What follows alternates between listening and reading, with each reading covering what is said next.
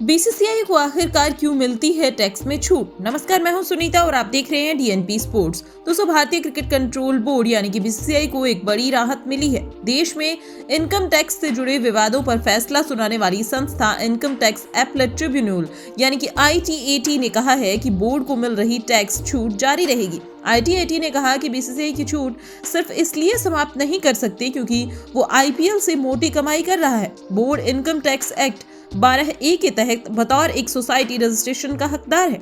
जब तक वो देश में क्रिकेट को प्रमोट करता रहेगा, उसे छूट जारी रहेगी।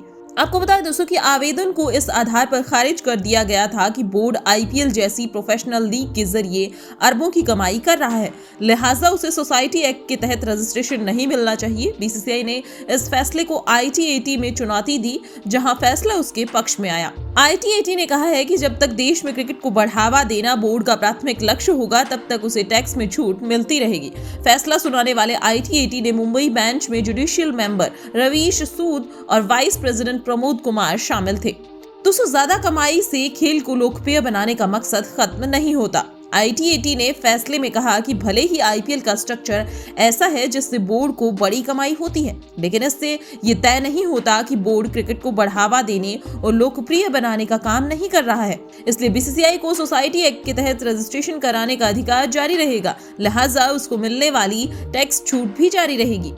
सेक्शन 12A के तहत नियम है कि अगर किसी रजिस्टर्ड संस्था की गतिविधियों में कोई बदलाव होता है तो उसे इनकम टैक्स डिपार्टमेंट के प्रिंसिपल कमिश्नर को 30 दिन के अंदर सूचित करना होगा। लोढ़ा कमेटी की सिफारिश पर अमल करने की वजह से बोर्ड की गतिविधियां बदली थी। इस कारण उसने प्रिंसिपल कमिश्नर को सूचित किया और नए सिरे से रजिस्ट्रेशन हासिल करने की कोशिश की।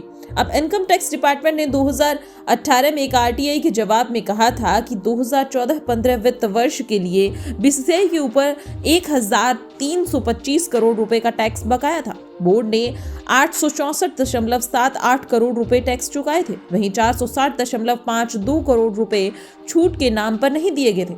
आईटीएटी के ताजा फैसले के बाद बोर्ड को टैक्स में छूट जारी रहेगी। तो दोस्तों, बीसीसीआई के लिए ये एक बड़ी खबर है और राहत की खबर भी है। दोस्तों, स्पोर्ट्स से जुड़ी हुई ऐसी ही तमाम अपडेट्स के लिए देखते रहिए डीएनपी स्पोर्ट्स।